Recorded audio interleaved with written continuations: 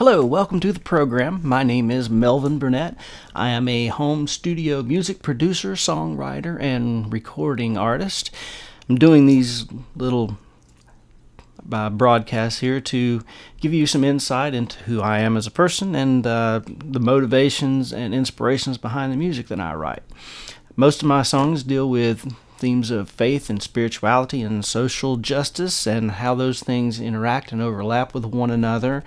And also kind of about deconstructing some of the superfluous add-on customs that go along with religion and maybe get in the way sometimes of accomplishing some of those higher purposes, and also kind of cause some of us some hurt and injury over the years. So hopefully maybe kind of undo a little bit of that. For the past couple of episodes, I've been talking about the concept of unanswered prayer and the way that when we deal with that idea of God not giving us what we ask for in a prayer, how that affects our belief in God. And yeah, I said that. So today I want to talk a little bit more about that and dig into this idea. Those of us from the Christian tradition are kind of brought up with this notion that God has promised us to answer all of our prayers. And today I want to look at that and question if maybe we've gotten that just a little bit wrong. To back up just a little bit, in the first episode of this series, I was talking about the idea that God isn't beholden to us. God, being all-powerful, all-knowing, and all good, isn't under any obligation to us to do what we ask for. And if he was, it would kind of detract from him a little bit if he was beholden to us. If he had to answer every prayer that we ask, it'd be a really weird place for us to live, just because whatever kind of crazy idea came into our head, he was obligated to make that a reality for us. That seems really kind of unpleasant. And then in the second episode, I talked about how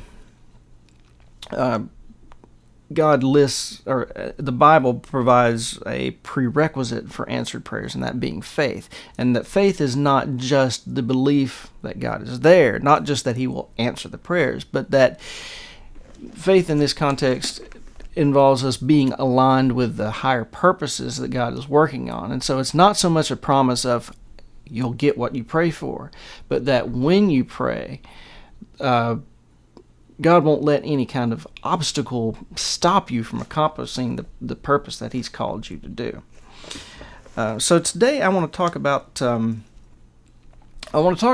a verse in the Bible, or a couple verses in the Bible that this idea of answered prayer really tends to hinge on, and you'll know immediately. One of them is from the Sermon on the Mount, and that is, "Ask and you shall receive, seek and you will find, knock and the door will be open to you." Well, we know from our experience that we ask and we seek and we knock, and we don't receive, we don't find, and those doors stay closed. So what do we make of that? Well, I think that in this case, context is important. We tend to look at this verse being about prayer, and maybe that's not quite right. Maybe the focus here is not on prayer. And the reason I say that is, in the Sermon on the Mount, there is a big section in Jesus' sermon where he's talking about prayer. And he goes in and he explains, like, when you pray, do it this way. Don't get up in front of the crowd and make a big show of it and call attention to yourself. Instead, go into your closet, and when you pray, and then he gives you the Lord's Prayer, our Father who art in heaven, and so on and so forth. This section where he's talking about ask and you shall receive isn't in that. There's several paragraphs between when he finishes talking about prayer, and then he goes into this ask and you will receive, seek and you will find. This section comes right where he says, seek and you will find, knock on the door, and so on and so forth. That comes right after the part of the sermon where he's talking about not judging people. You remember that bit about don't don't try to take the stick out of your neighbor's eye when you've got a stick in your own eye. And first remove the stick from your own eye so you can see clearly to help your neighbor. That part comes first. Then there's this bit about ask and you will receive, seek and you will find. And then right after this is the story of who among you, if your son asks you for a fish, is going to hand him a snake, or if he asks you for a loaf of bread, is going to hand him a stone. He says, you know how to give each other good gifts, so God knows how to give good gifts to you as well. So I think that maybe the context here kind of points us away from this idea of ask for what you want and God will give it to you. I think that this is maybe pointing towards something else, of relying on God to provide for us. And because we know that He's going to provide for us, we don't need to be jealous and competing with each other. I think that's kind of part of that don't judge one another, because the point of us judging is to make ourselves feel a little bit more secure. Maybe He's kind of fighting against that a little bit. Don't judge one another. You're all equal. Help each other out. And then again, in the passage that follows there, you know how to give each other good gifts because God knows how to give, or because you've experienced God giving you good gifts. So the way that God gives gifts to you, do the same thing for your fellow man. And right after that is where you get the golden rule. Do unto others as you would have them do to you. So let's keep that in mind. I want to bounce over here again to another one of these Bible verses. This one comes from James, and I'm going to read you the part that gets used, that we tend to think of in context of prayer, but then I want to point to the context around it as well. So, right here it says, this is in verse chapter 2, it says, you do not have because you do not ask God. And so we kind of infer from that, if we ask God, we will have. But let's read the verses around that. That chapter starts off with, what causes fights and quarrels among you? Don't they come from your desires that battle within you? You want something, but you don't get it. You kill and you covet, but you cannot have what you want. You quarrel and fight, I think I lost my place there. You don't have what you want. You quarrel and fight.